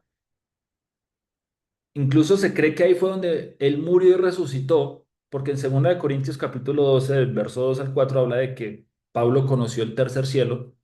Entonces, o sea, se cree que en este momento de ese apedreamiento donde lo dieron por muerto, él murió y resucitó, y en ese resucitar fue que conoció el tercer cielo, se cree. Algunos comentaristas lo dicen. El capítulo 15 habla acerca del concilio de Jerusalén, que es literalmente una continuación de Hechos capítulo 2. O sea, ya vimos Hechos capítulo 2 como el surgimiento de la iglesia, supuestamente pues la iglesia gentil, cuando no, todos los que estaban ahí eran judíos y se convirtieron 3000 y todos estaban unánimes en el estudio de la Torá y de los profetas. En el Concilio de Jerusalén es la continuación de Hechos capítulo 2. O sea, el capítulo 15 es la continuación del capítulo 2, dando cumplimiento a Amós capítulo 9, que el Señor de entre los gentiles levantaría el tabernáculo caído de David. Entonces, en ese concilio de Jerusalén se definen los 5 mandamientos para los descendientes de la tribu del norte, o para lo que conocen como los gentiles. ¿Y cuáles fueron los mandamientos? Dice, por lo cual yo juzgo, en Hechos capítulo, perdón, sí, en Hechos capítulo 15 dice, por lo cual yo juzgo, a partir del verso 19, por lo cual yo juzgo que no se inquiete a los gentiles que se convierten a Dios, o sea, que no les estorben. Si ellos quieren empezar, no les estorben. Pero para poder vivir ellos en comunidad junto con nosotros, se les escriba que se aparten de las contaminaciones de ídolos, o sea, que dejen el paganismo, que se alejen de, obviamente una persona no podía llegar a una comunidad judía a vivir en comunidad, no podía estar en comunión con sus hermanos, si iban a traer, eh, bueno, iba a decir virgencitas, pero si iban a traer ídolos, si iban a traer muñequitos, si iban a traer que la estatua del divino niño, no, o sea, no se podía, no se puede. Entonces, primero, las contaminaciones, tenían que alejarse de las contaminaciones. Segundo, de la fornicación.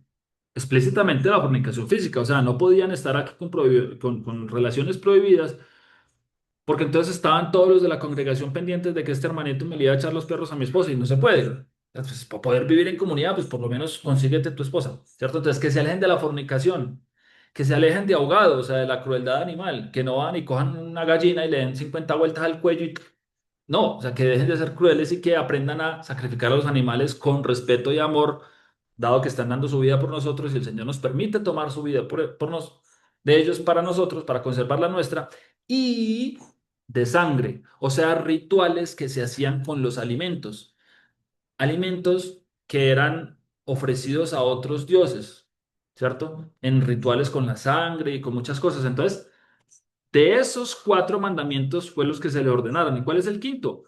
Verso 21 dice, porque Moisés desde tiempos antiguos tiene en cada ciudad quien lo predique en las sinagogas, donde es leído cada día de reposo. O sea, que atendieran a la sinagoga cada día de reposo, cada sábado, como ustedes y yo estamos haciendo hoy, para que aprendieran de Moisés, o sea, para que aprendieran de la Torá. Esos son los 5 mandamientos: que se alejen de los ídolos, que se alejen de la fornicación, que se alejen de ahogado, de crueldad animal, de sangre, o sea, de rituales en cuanto a los alimentos, y que guarden el día de reposo, que vayan a la sinagoga a estudiar la palabra del Señor, a estudiar a Moisés, para que aprendan, conozcan y el Espíritu del Señor venga a ellos. Eso es lo que sucede precisamente en el Hechos capítulo 15. También inicia el segundo viaje misionero de Pablo con Silas, ahora con Silas. En el capítulo 16 dice que Timoteo se une a Pablo, es un muchacho, se unió a Pablo. También habla en el capítulo 16 acerca del varón macedonio que pide ayuda que Pablo ve en un sueño, que se cree precisamente que ese varón macedonio es Lucas, porque a partir de ahí en tercera persona empiezan a narrarse los hechos. También en el capítulo 16, Pablo y Silas están en la cárcel y dice que cantaron alabanzas luego de ser literalmente torturados, casi matados también. Y sirve como testimonio el carcelero quien se convierte. En el capítulo 17 está el testimonio en Tesalónica, Berea, Atenas. Capítulo 18 está el tercer viaje misionero de Pablo. En el capítulo 21 y desde el capítulo más bien 21 hasta el capítulo 28 comienza el Via Crucis de Pablo, comienza el camino final de Pablo. Entonces comienza en Jerusalén, a pesar de que su llamado era a los gentiles, él se empeñó por predicarle también a los judíos. Y es precisamente en Hechos capítulo 21, verso del 17 al 24, donde vemos eso. Dice que cuando llegamos a Jerusalén, los hermanos nos recibieron con gozo. Y al día siguiente Pablo entró con nosotros a ver a Jacobo y se hallaban reunidos todos los ancianos, a los cuales después de haberles saludado, les contó una por una las cosas que Dios había hecho entre los gentiles por su ministerio. Cuando ellos lo oyeron, glorificaron a Dios y le dijeron, ya ves, hermano, ¿cuántos millares de judíos han creído y todos son celosos por la ley? No creyeron 1.000, no creyeron 2.000, no creyeron no solo 3.000, millares de judíos han creído y todos son celosos por la ley. O sea, ya me salió el cuento de que ningún judío creyó en Jesús. Hasta el Evangelio lo cuenta. El libro de los Hechos lo está contando. Millares de judíos creían, y ahora, los que creían dejaban de guardar la ley. No, y todos son celosos por la ley. Pero se les ha informado en cuanto a ti, que enseñas a todos los judíos que están entre los gentiles a apostatar de Moisés, diciéndoles que no circunciden a sus hijos ni observen las costumbres. ¿Qué hay pues? Ah, bueno, es- esto es un malentendido histórico que hasta hoy ha sobrevivido. Pero cuando leemos precisamente que millares de judíos creyeron y seguían observando la ley, pues se cae literalmente esa doctrina falsa que originó Roma. Igual Pablo también guardaba los mandamientos. Es mentira que él estaba comenzando una nueva religión. No, comenzamos una nueva religión de rebelión. No, no, pues no podía. Solo es leer con detenimiento para comprender que todo lo que Roma nos ha enseñado es falso, lastimosamente. ¿Qué hay pues? La multitud se reunirá, es cierto, porque oirán que has venido. Haz pues esto que te decimos. Hay entre nosotros 4 hombres que tenían obligación de cumplir voto, tómalos contigo, purifícate con ellos y paga sus gastos para que rasuren la cabeza, para que se rasure la cabeza, y todos comprenderán que no hay nada de lo que se les informó acerca de ti, sino que tú también andas ordenadamente guardando la ley. Hechos capítulo 26, verso del 1 al 8 dice, entonces Agripa, bueno, entonces ahora Pablo se va a presentar en este periodo de tiempo ahora frente a Herodes Agripa. Los Herodes eran descendientes de Esaú, de Edom, pero convertidos al judaísmo. Entonces conocían todos los profetas y conocían el mensaje de los profetas. Y veamos cuál es la defensa que tiene Pablo precisamente frente a Herodes Agripa. Entonces Agripa dijo a Pablo, entonces, ¿por qué está siendo condenado Pablo? Aquí nos va a decir el por qué. Precisamente los judíos lo hacen presentar frente a Herodes porque lo estaban acusando. Entonces Agripa dijo a Pablo, ¿se te permite hablar por ti mismo? Pablo entonces extendió la mano, comenzó así su defensa. Llaman un juicio. Me tengo por dichoso, oh rey Agripa, de que haya de defenderme hoy delante de ti de todas las cosas de que soy acusado por los judíos. Entonces, quiero que intentemos imaginar, llevemos nuestra mente a este momento, al momento en el que Pablo está con cadenas y que Pablo está frente a un rey extranjero, pero que conoce los profetas. Mayormente porque tú conoces todas las costumbres y cuestiones que hay entre los judíos, por lo cual te ruego que me oigas con paciencia. Mi vida, pues, desde mi juventud, la cual desde el principio pasé en mi nación, en Jerusalén, la conocen todos los judíos, los cuales también saben que yo desde el principio, si quieren testificarlo, conforme a la más rigurosa secta de nuestra religión, viví fariseo, perushim, apartado. Los fariseos odiaban todo lo extranjero y trataban de mantenerse alejados de toda la influencia grecorromana de la época. Ellos intentaron hasta lo más, ellos creaban leyes y mandamientos alrededor de los mismos mandamientos para cuidarlos y separarse lo más posible de la influencia grecorromana. O sea, eran los más estrictos en cuanto al cumplimiento, eran, como lo dice acá, eran los más rigurosos dentro del judaísmo para guardarse de no irse a mezclar. Y continúa diciendo, y ahora, por la esperanza de la promesa que hizo Dios a nuestros padres, ¿a quienes? A nuestro padre Abraham, Isaac y Jacob, soy llamado a juicio. Promesa cuyo cumplimiento esperan que han de alcanzar nuestras 12 tribus, sirviendo constantemente a Dios de día y de noche. Por esta razón, oh rey Agripa, soy acusado por los judíos. ¿Qué? ¿Se juzga entre vosotros cosa increíble que Dios resucite a los muertos? La esperanza, ¿cuál esperanza? Pues la esperanza que se le dio a Abraham, a Isaac y a Jacob. La esperanza de tener una descendencia incontable como las estrellas, de que los huesos muertos iban a tener vida nuevamente, como está en Ezequiel capítulo 37, que el Espíritu del Señor iba a soplar, iba a juntar los huesos secos de todos los valles, bueno, de todo el valle de los huesos secos, pero de todas las naciones de la tierra. Esa era la esperanza y por eso estaba siendo juzgado. Y dice acá, Hechos 26 del 24 al 29. Diciendo él estas cosas en su defensa, Festo a gran voz dijo, ¿estás loco, Pablo? Las muchas letras te vuelven loco. Mas él dijo, no estoy loco, excelentísimo Festo, sino que hablo palabras de verdad y de cordura.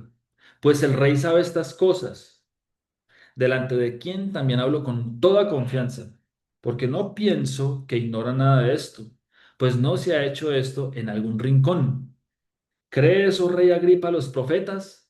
Yo sé que crees. Esto siempre había estado escrito. Esto no está escondido. Esto no estaba metido en cuevas. Esto estaba escrito y revelado públicamente cada día de reposo a todas las personas. Todos sabían esto. Lo que Pablo estaba diciendo, lo que Pablo les estaba mostrando y exponiendo era precisamente todo lo que ya estaba escrito. Él no se estaba inventando nada. No estaba actuando bajo locura. En realidad, él les estaba mostrando a ellos que desde el principio hasta ese día, todo lo que ya estaba escrito era lo que se estaba cumpliendo precisamente en el Mesías. Entonces, vean ustedes precisamente cuál persuasivo pudo ser este hombre encadenado. Agripa dijo a Pablo, por poco me persuades a ser cristiano. Y Pablo dijo, quisiera Dios que por poco o por mucho, no solamente tú, sino también todos los que me oyen, fueseis hechos tales cual yo soy, excepto estas cadenas. O sea, literalmente Pablo estaba entregando su vida para poderle llevar a su nación, a los judíos, este mensaje. Y esa era la esperanza de él. En el capítulo 27 y 28 comienza el viaje final a Roma. Sucede una historia en particular, muchos la hemos leído, que es interesante, es el naufragio y la predicación que hace Pablo en la isla de Malta, en donde lo muerde una serpiente y no muere y toda la gente estaba asombrada, precisamente porque hasta el día que nosotros no cumplamos nuestro testimonio, somos inmortales, literal, el Señor nos cuida de todo, hasta el día que termine nuestro testimonio. Después, él empieza el testimonio a toda la comunidad judía que se estableció en Roma y Pablo se queda 2 años en Roma en una casa alquilada y el libro de los Hechos continúa. Leámoslo en Hechos capítulo 28, verso 17 al 31, que con esto vamos a cerrar la sesión y con esto se cierra precisamente el libro de los Hechos.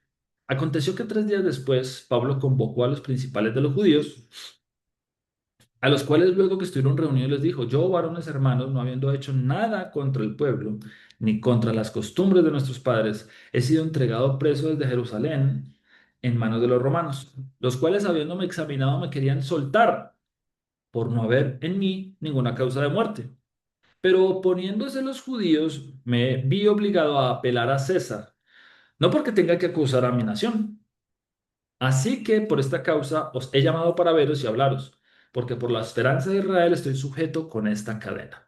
Entonces ellos le dijeron, nosotros ni hemos recibido de Judea cartas acerca de ti, ni ha venido alguno de los hermanos que haya denunciado o hablado algún mal de ti, pero querríamos oír de ti lo que piensas, porque de esta secta nos es notorio que en todas partes se habla contra ella. ¿Cuál secta? La secta del camino o los seguidores de Yeshua. Ese era el nombre de la secta, los seguidores del camino, la secta del camino, ¿cierto? Es notorio que en todas partes se habla en contra de ella. Y habiéndole señalado un día, vinieron a él muchos a la posada, a los cuales les declaraba y les testificaba el reino de Dios desde la mañana hasta la tarde, persuadiéndoles acerca de Jesús, tanto por la ley de Moisés como por los profetas. Es triste que ahora vean a Pablo como un enemigo. Estoy hablando del judaísmo actual. Ven a Pablo como un enemigo, pero él siempre amó a su pueblo judío. Él siempre los amó. Entonces, aquí está diciendo que él les declaraba y les testificaba el reino de Dios desde la mañana hasta la tarde, persuadiéndoles acerca de Jesús, tanto por la ley de Moisés como por los profetas. Y algunos asentían a lo que se decía, pero otros no creían. Y continúa diciendo, y como no estuviesen de acuerdo entre sí, al retirarse les dijo Pablo estas palabras. Vean ustedes la inmensidad de la revelación que tuvo Pablo. Bien, habló el Espíritu Santo por medio del profeta Isaías a nuestros padres, diciendo, vean la respuesta, al ver que todo el mundo se retiraba, al ver que nadie creía, al ver que todo el mundo, no había consenso, les dice esto. Les cita la profecía de Isaías y dice, ve a este pueblo y diles, de oídos oiréis y no entenderéis, y viendo veréis y no percibiréis, porque el corazón de este pueblo se ha engrosado y con los oídos oyeron pesadamente y sus ojos han cerrado para que no vean con los ojos y oigan con los oídos y entiendan de corazón y se conviertan y yo los sano. Él entendió que esta profecía que es dirigida a Judá se estaba cumpliendo. Pablo demuestra con esto, o sea, Pablo demuestra citándoles la profecía de Isaías que se cansó, que ya no iba a ir más por los judíos, que ya no iba a ir más a Judá. Ya dejó de insistir. Por eso dice, sabed pues que a los gentiles es enviada esta salvación de Dios, y ellos oirán. Y cuando hubo dicho esto, los judíos se fueron teniendo gran discusión entre sí. Y Pablo permaneció 2 años enteros en una casa alquilada. Vean ustedes este verso. Este es el verso final del libro de los Hechos. Y Pablo permaneció 2 años enteros en una casa alquilada. Incluso lo podemos relacionar con estos 2000 años. Y Pablo permaneció 2000 años enteros en una casa prestada en Roma. O sea, qué coincidencia. Y Pablo permaneció 2000 años enteros en una casa alquilada en Roma. Y decir, recibía a todos los que a él venían, literal. Allá se recibía a todo el que vaya, predicando el reino de Dios y enseñando acerca del Señor Jesucristo, abiertamente y sin impedimento. El libro de los Hechos se sigue escribiendo hasta el día de hoy. Por eso no tiene un fin, no tiene un cierre, no tiene un me despido.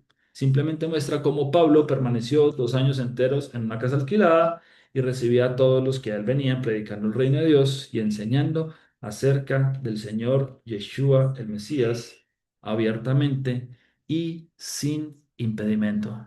Curioso, porque ha sido esto lo que ha seguido haciendo Pablo hasta el día de hoy. Textos para la oración lo vamos a tomar del libro de Hechos, capítulo 28, verso 28 al 31 que lo acabamos de leer. Sabed pues que a los gentiles es enviada esta salvación de Dios y ellos oirán. Y cuando hubo dicho esto, los judíos se fueron teniendo gran discusión entre sí y Pablo permaneció 2 años enteros en una casa alquilada y recibía a todos los que a él venían, predicando el reino de Dios y enseñando acerca del Señor Jesucristo abiertamente y sin impedimento. Señor, te damos gracias en esta tarde por permitirnos conocer un poco más acerca de este hombre, Shaul. Gracias, Señor, te damos porque ofrendó, Señor, su vida, todo su tiempo, todo su conocimiento, Señor, todas sus fuerzas. Las tomó por poco, Señor, simplemente por cumplir la obra que tú tenías para él. Gracias, Señor, te damos porque gracias a él tenemos testimonio, Señor, de lo que tú has querido para tu pueblo, Señor. Porque se ha iniciado una restauración, Señor, hace 2000 años, que hasta hoy en día sigue dando sus frutos en cada uno de nosotros, Señor. Permítenos, Señor, tener el don del arrepentimiento. Permítenos, Señor, tener el don de poder regresar a ti para poder conservarnos en tu camino, Señor, para poder cambiar nuestro camino para siempre y dedicarnos a andar, Señor, solamente en tus estatutos, Señor. Que sea tu espíritu sobre cada uno de nosotros y que nos haga andar, Señor, en tus estatutos, guardar tus mandamientos, ponerlos por obra, Señor, como muestra de que hemos tenido un arrepentimiento total de corazón. Gracias, Señor, por habernos dado tu salvación, por haber dado a tu Hijo Yeshua, Señor, por nosotros. Gracias, Señor, porque por su sangre hoy estamos vivos. Hemos sido huesos secos, Señor, resucitados. Permite que este mensaje llegue a cualquier persona, Señor, sedienta de tu palabra, sedienta de tu verdad, Señor, cansada de la religión, cansada de llevar cargas demasiado pesadas. Y que en este tiempo, Señor, especialmente incluso en esta semana, Señor, este mensaje llegue más allá de las fronteras, a todas y cada una de las ovejas perdidas de la casa de Israel, descendientes de Abraham, de Isaac y de Jacob. Linaje, Señor. Nación santa, pueblo escogido, Señor, que ha perdido en las naciones su identidad, pero que ahora tú estás dispuesto a llamar, como ese hijo pródigo, Señor, y correr a sus brazos. Gracias, Señor Padre, te damos porque te podemos amar, gracias a que tú nos amaste primero. Te pedimos nos permita regresar nuevamente la próxima semana para poder continuar, Señor, con estas sesiones y que muchas más personas, Señor, se sigan uniendo de acuerdo a los que tú decidas, Padre, que van a ser salvos. Te lo pedimos en el nombre de tu Hijo amado Yeshua, nuestro Mesías. Amén y amén. Espero que hayamos tenido revelación el día de hoy. Y les regalo precisamente el versículo que nos vamos a memorizar de esta sesión. Hechos capítulo 2 verso 42 que dice, y perseveraban en la doctrina de los apóstoles, en la comunión unos con otros, en el partimiento del pan y en las oraciones. Ese es mi deseo precisamente para cada uno de nosotros, que podamos vivir en esta comunión los unos con otros, perseverando la doctrina de los apóstoles, partiendo el pan y las oraciones. Lucas capítulo 24 verso 27 dice, luego se puso a explicarles todos los pasajes de las escrituras que hablaban de él, comenzando por los libros de Moisés y siguiendo por todos los libros de los profetas, porque escrito está. El camino del Mesías a través de 66 libros. Deseo que Él nos dé el entendimiento para que comprendamos las escrituras y que nuestro corazón arda mientras Él nos habla y nos guía en su camino. Nos vemos en la siguiente sesión, a la misma hora y por el mismo canal, si es su voluntad. Que el Señor los bendiga y los guarde. Shalom, shalom.